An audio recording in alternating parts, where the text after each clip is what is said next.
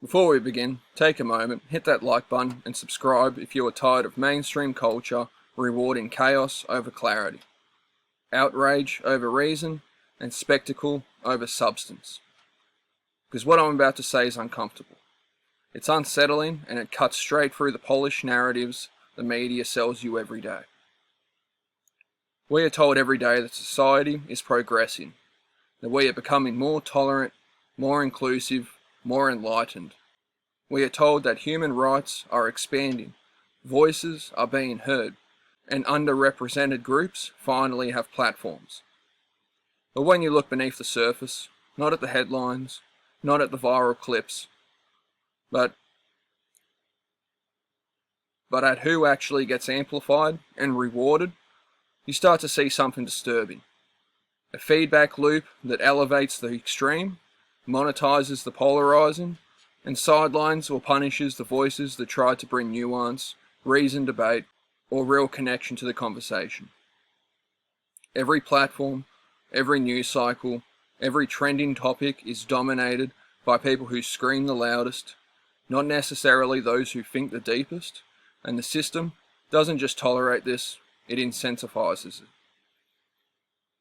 Consider public figures like Abby Chatfield and her partner, Adam Hyde.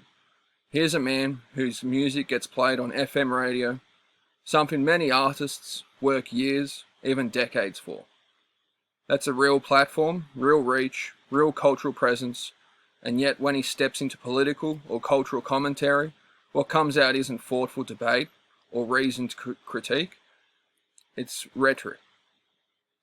Dehumanization and naked hostility toward everyday Australians protesting for their beliefs.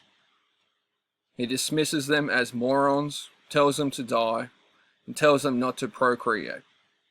That's not just disagreement, that's contempt, pure and unfiltered. And what happens? Nothing. No accountability, no repercussions on his platform, no withdrawal of recognition.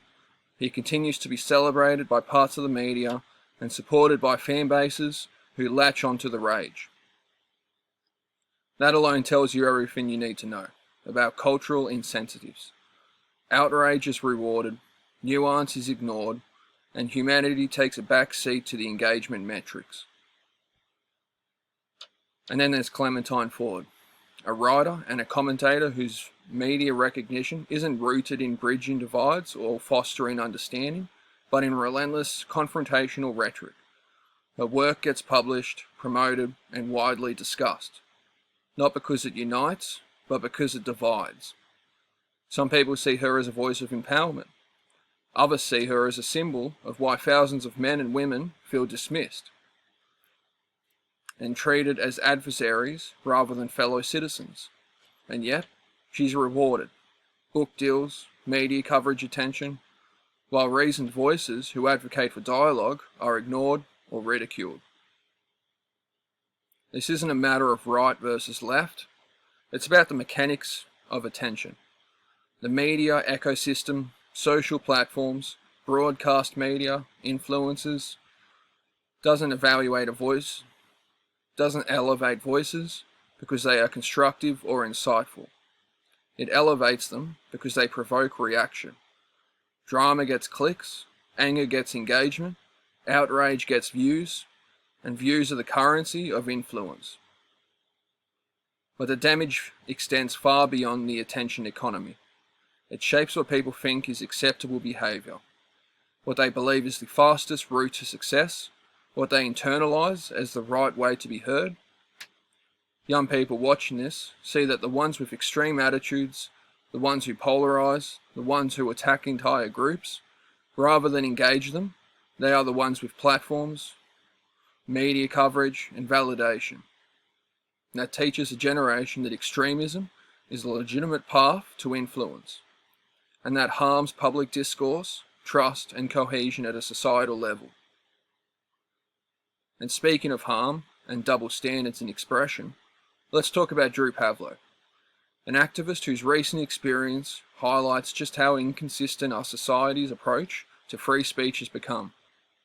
In early January 2026, Pavlo, well known for his activism, was at an unauthorised protest in Sydney opposing a foreign policy issue when he began chanting USA loudly to counter the crowd. Within moments, police rushed him, pulled his arm behind his back, nearly injuring it, and held him in a cell for about 40 minutes before releasing him without charges because they couldn't figure out what offence he had actually committed. He later said the arrest was so heavy-handed that his arm nearly got broken. And then he was let go because there was no clear charge to bring against him. Consider that for a moment. Someone shouting a patriotic chant at a protest, non-violent, non-threatening, not inciting hatred, and police treat it as though it justifies physical force and detention. At the same time, much more inflammatory rhetoric directed at other groups is amplified, celebrated, and monetized without consequence. That's not just inconsistent enforcement, it's a cultural message. A lesson in which kinds of expression are acceptable and which are treated as threats. And Pavlov's clashes with authorities aren't new. He's been fined over alleged breaches related to a protest in Brisbane when protesters deemed his signs unauthorised advertising, and he refused to comply with the directions to remove them.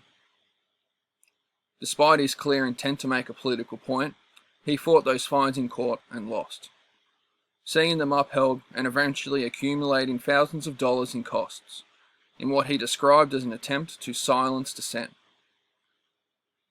And this pattern isn't only happening in one isolated case. It's happening across the board. We've seen individuals arrested for wearing or chanting phrases, while others whose language is significantly more extreme walk free, get sponsors, get media opportunities, and are rewarded with visibility. This creates an environment where people question the very foundation of free expression. What can you say? What will get punished? What gets you amplified? These questions shouldn't have different answers depending on who you are or what message you bring, yet that's precisely what it looks like today. This isn't simply an issue of public order.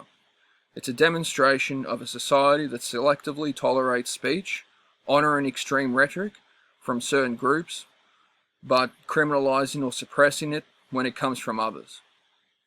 And all the while, the cultural narrative tells us we are simply being progressive or modern. But it's not progress. It's not modernisation. It's regression. Instead of encouraging respectful debate, we've created a marketplace that trades in outrage and conflict. Instead of celebrating creativity, we reward anyone who can stir the pot hardest. Instead of fostering new conversations that heal, we push division deeper. And this matters because it reshapes who feels empowered and who feels alienated. There's a silent group of people, ordinary men and women, who watch this unfold and feel unseen. They are not part of the loud factions. They are not hosted on podcasts. They are not tweeting hot takes for clout. They try to think critically, engage reasonably, and be decent humans. But they watch as the culture tells them, your voice doesn't matter unless it's loud, bitter, or divisive. That's not progress, that's cultural disintegration.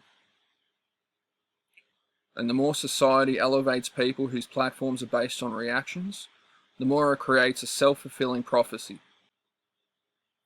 Young people see the attention the loud get and mimic extreme tones. They adopt the same binary thinking. They see compromise as weakness. They see calm, reason, as irrelevant. This teaches a generation that anger is currency, division is influence, and violence is visibility. That's not a future worth chasing. So if you are watching this, if you are tired of a world that elevates freak shows instead of thinkers, that rewards outrage instead of reason, that punishes simple expression on one hand and celebrates chaos on the other, then take a stand in your own way. Think critically, demand consistency, value substance over spectacle, and don't buy into the lie that rage and division are what define our culture. Because until we start valuing dialogue over division, reason over outrage, and truth over chaos, this reverse culture will continue to thrive. We'll keep rewarding the most extreme voices while silencing, intentionally or not, the ones who could actually help us heal, understand one another, and build a society worth living in. Thank you for listening. If you value honesty, clarity, and voices that refuse to be drowned out by noise, like this video, subscribe to the channel, and share this message. The world doesn't need louder voices, it needs wiser ones. And together, we can refuse to let reverse culture define what it means to be human.